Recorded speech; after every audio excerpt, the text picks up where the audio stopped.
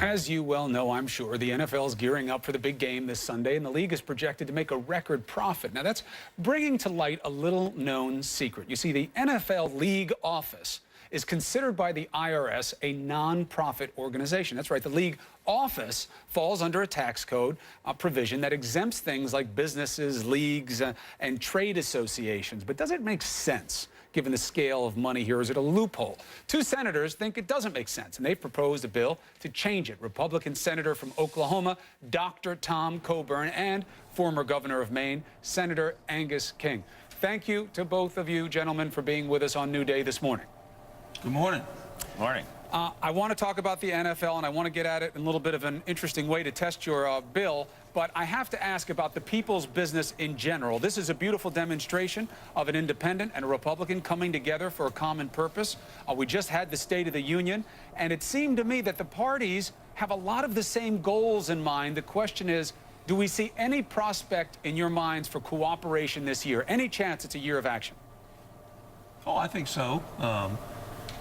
There are certain things that can get done, but, you know, the history would say that election years are not a year in which a lot of things get done, so I think you'll see some things get done between now and July. I think probably after that it'll be very difficult. Chris, I think you made an important point, though. Everybody around here has the same goals. I mean, every member of Congress wants more jobs, more opportunity. They want people to be able to get ahead in America. And it's really a question of how you get there. And hopefully, I think we may make some progress. We're looking like we may be passing a farm bill this coming week, which has been sitting around for 4 or 5 years. And I think there's some issues where we're going to be able to get some things done. Well, that'll be great because there's so many big-ticket items. The American people need so much help, so that'll be great. Thank you for that vote of optimism here. Now let's turn to the NFL.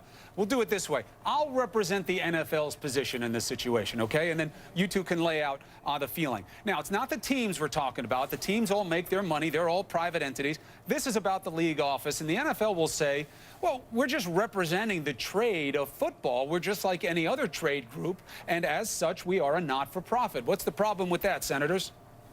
Well, one is they don't represent arena football. They represent only the NFL. And the tax code specifically says in terms of trade associations, you can't promote any brands. And they promote all the brands within the NFL only. So, you know, this is a directed tax cut that when benefited to the league office, which means every other American pays a little bit more every year because we give the NFL league office a tax break and call them a non-profit, which in fact they're not. And I push back. Let me push back, Senator King, and I say, I don't really make the money. You are holding me responsible for profits that I don't make. Those goes to the teams. They go to other corporate entities and subsidiaries, not to the league office. Well, our bill is only taxing the money that goes to the league office. It wouldn't apply it to, I mean, the teams are separate entities. They pay taxes and they have their whole situation. The league has a foundation, charitable, wouldn't affect that. This is talking about the, what is it, 180 million a year or something like that that goes into the league office. And and this, by the way, there are other groups, the PGA, there are other groups that are promoting a particular small industry, not the breadth of the industry. The NFL doesn't promote college football, high school football, arena football. It's a group of teams. And by the way, I'm a huge NFL fan. I mean, sponsoring this bill may be wiping out my possibility of being a quarterback for the Redskins, which is a lifetime goal. But, you know, I just don't think this is right. How do I look at my constituents in Maine and say, you got to pay a little bit more income taxes so these guys can be tax-free at this entity that's bringing in millions of dollars a year? Yeah, I think one other point, Chris, if this is truly a tax-exempt organization, how is it that 20% of the revenue that comes in it goes to one individual in the organization?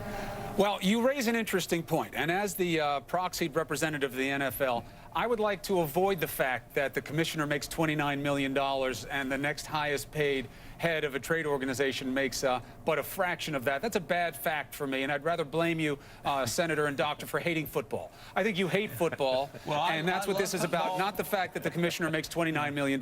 Yeah. Right. That has nothing to do. Yeah. But have you ever heard of a nonprofit where somebody's making $29 million a year? I mean, my position as the NFL would be that every nonprofit head makes $29 million a year, and it's a fact that you've hidden for the purpose of your own bill. Look, Chris, I love football. I love professional golf, but I love a fair tax code. And this is a quirk in the tax code. It'll generate a little over $109 million to the American taxpayers if this bill passes. You know, the Major League Baseball dropped this in 2008. The NBA is not taking advantage of this, and rightly so, because they aren't a trade association. They know they're not a trade association. Those are very important points that other leagues haven't followed suit. I'm no longer the proxy. I'm getting killed, and I don't like it. But I will ask you this, and both of you please respond. I'll start with you, Senator King. How do you extend this principle, which logically is very sound, to other corporate interests? We heard the president discuss, and you heard an echo from the Republican side of the aisle, that businesses who do business here should be rewarded. Businesses who find loopholes and who don't hire here, who aren't good corporate citizens, should not get loopholes. How do you extend what you want to do with the NFL to other corporate behavior that could fall into the same category? Well, I think you need to look at this bill as pulling up the corner of a big tent, because I think everybody around here agrees that we've really got to look at the tax code and what they call tax expenditures, because every time somebody gets a tax break, that means somebody else has to pay more. And the problem with these tax expenditures is they live in the tax code forever. They never get reviewed.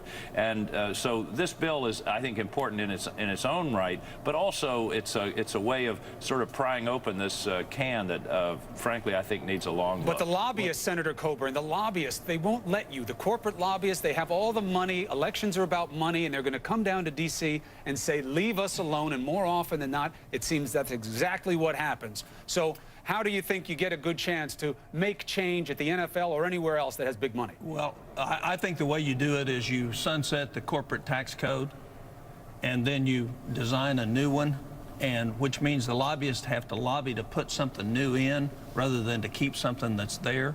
If I were head of the Finance Committee, I would sunset the tax code for for corporations, and then I would design a new bill that has none of this stuff in there, and make it an incentive where we promote American business at home, and that we allow people to bring money home from overseas at a different tax rate. We're the only major country in the world that treat double taxes our corporations on foreign earnings and domestic earnings.